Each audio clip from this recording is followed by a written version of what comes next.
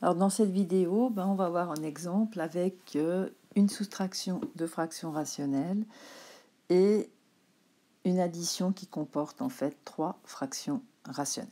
Alors on part pour le premier exemple, les deux fractions c'est 2 moins 3x sur 2 plus 3x moins 2 plus 3x sur 2 moins 3x. Donc toujours faire en premier le domaine de définition. Ici, on ne peut pas écrire autrement les dénominateurs, d'accord? Ils sont factorisés au maximum, on ne peut rien faire. Donc, on va chercher directement les valeurs interdites. Et pour la première fraction, ça sera quand le dénominateur s'annule. Et idem pour la deuxième fraction. Donc, vous allez avoir deux valeurs interdites. Je passe le 2 de l'autre côté, il y a moins 2, ça fait moins 2 tiers. Et ici, je passe le moins 2 de l'autre côté, ça fait moins 3x égale moins 2.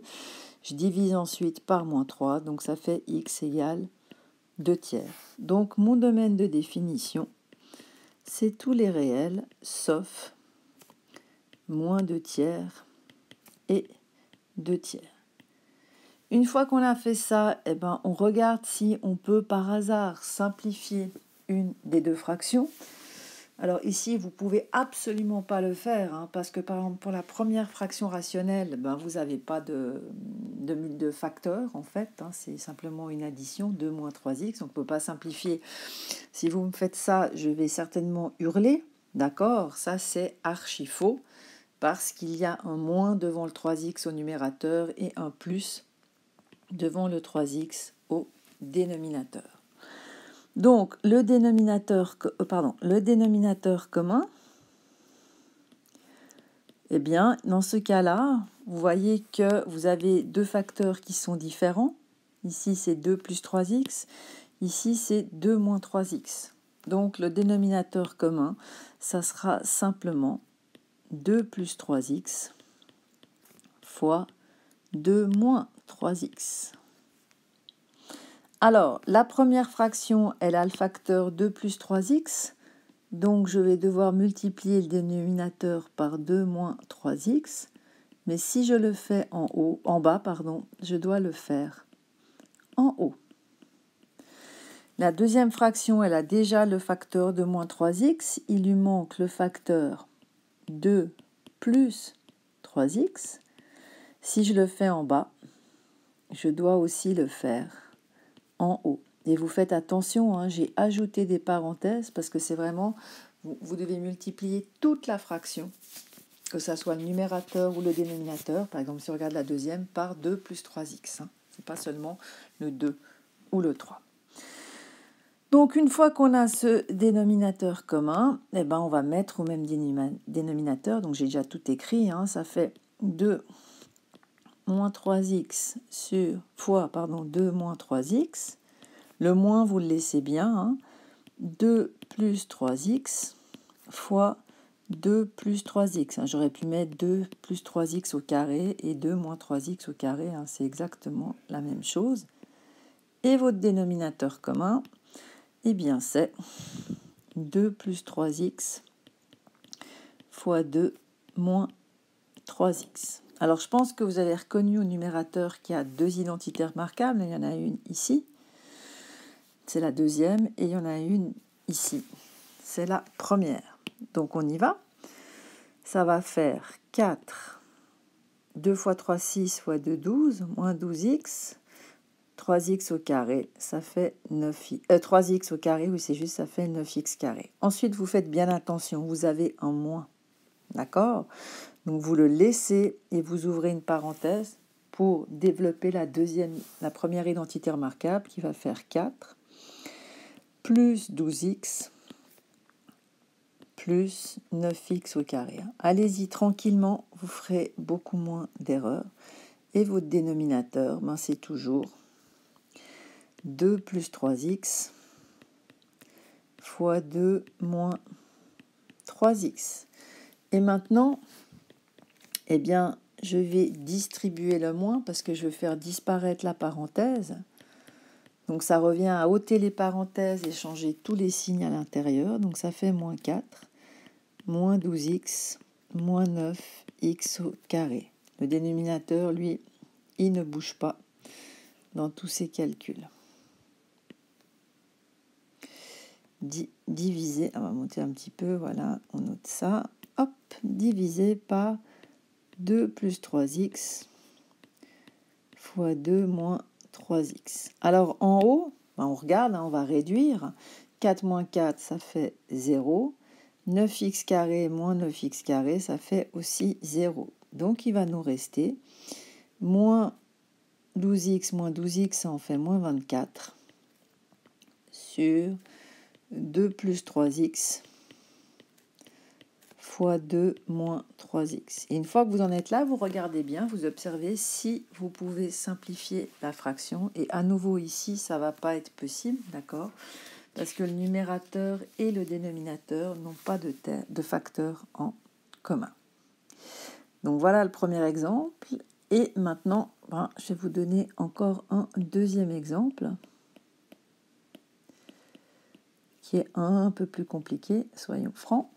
Ça va être 3 sur 2x moins 1 plus 8x sur 4x carré moins 1 moins 2 sur 2x plus 1.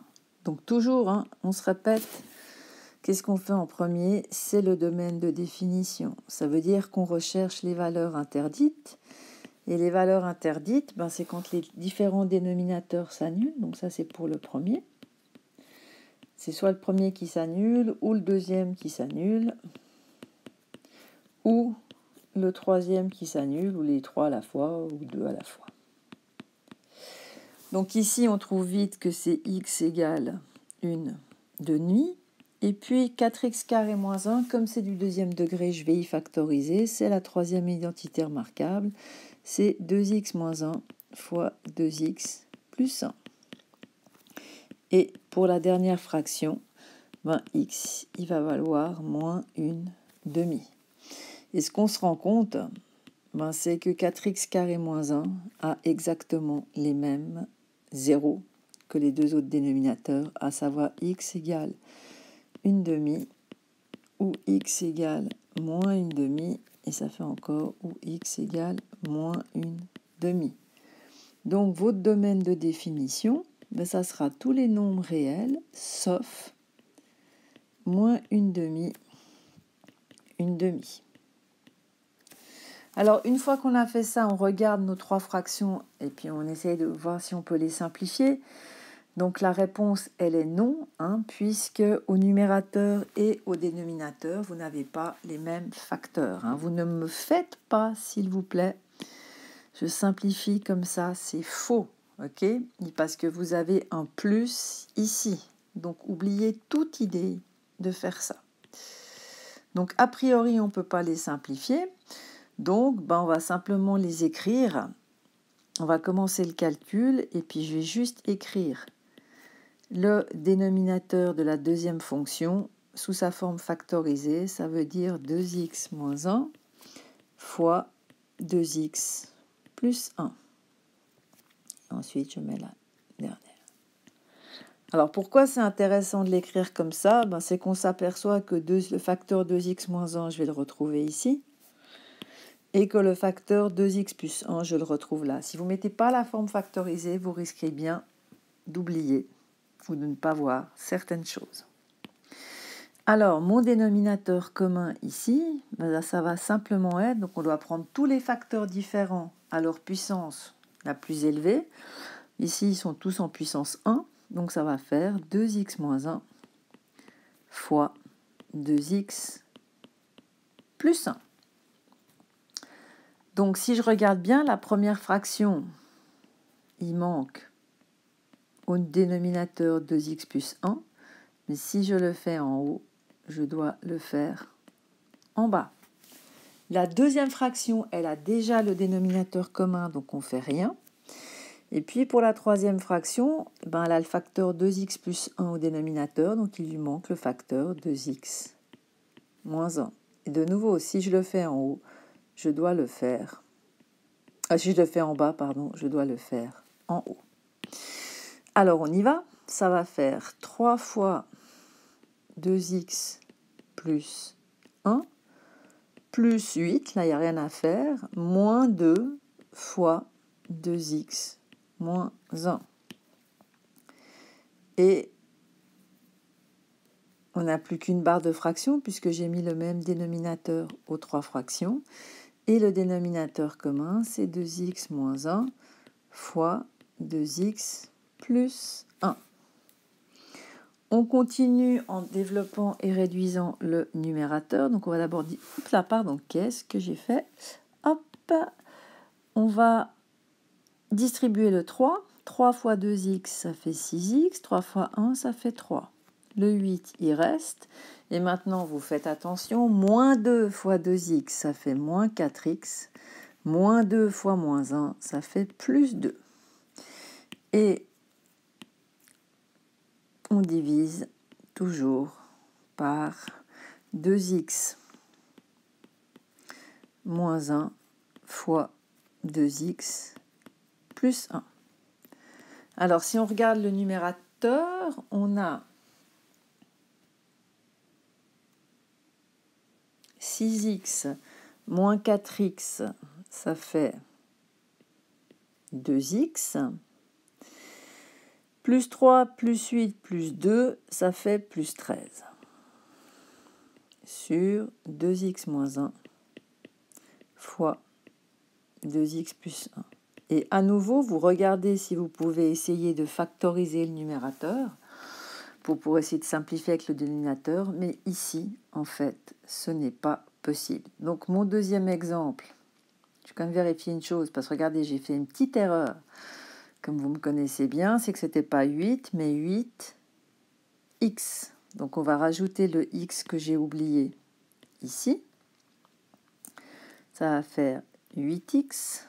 Ça va faire 8x. Et maintenant, il va falloir recalculer le numérateur. Donc, 6x plus 8x, ça en fait 14. 14x moins 4x, ça en fait 10.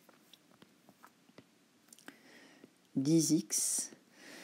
Plus 3 plus 2, ça fait plus 5.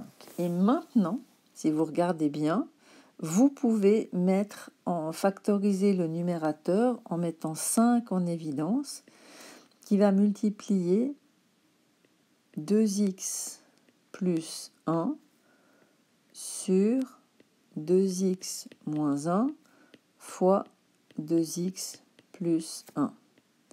Et comme vous avez spécifié le domaine de définition, vous avez dit que x ne pouvait pas être égal à une demi ou à moins une demi, vous avez le droit ici de simplifier parce que vous avez un produit. D'accord? Et il vous reste 5 sur 2x moins 1. Et donc, dans les exercices, il faut aller jusque-là. Maintenant, notez bien une chose. Le domaine de définition de la fraction de départ, c'était, on l'avait écrit ici, c'était tous les réels sauf moins une demi et une demi. Si vous regardez en fait le domaine de définition de la fraction d'arrivée, on aurait tendance à dire que c'est tous les réels sauf une demi. Mais en fait, ce n'est pas juste. Parce que je vous rappelle que quand vous avez simplifié ici par 2x plus 1, il reste 1 en haut et 1 en bas, eh bien, c'est comme si vous divisez le numérateur et le dénominateur par 2x plus 1. Et ça, vous avez le droit de le faire uniquement si vous divisez par un nombre différent de 0. Donc, vous devez bien ôter le x égale moins une demi de votre domaine. Alors, j'espère que ces exemples vont vous aider en fait à faire l'exercice 23 que vous avez dans le chapitre calcul littéral, donc c'est le chapitre 2. Voilà, et je suis toujours à disposition si vous avez des questions.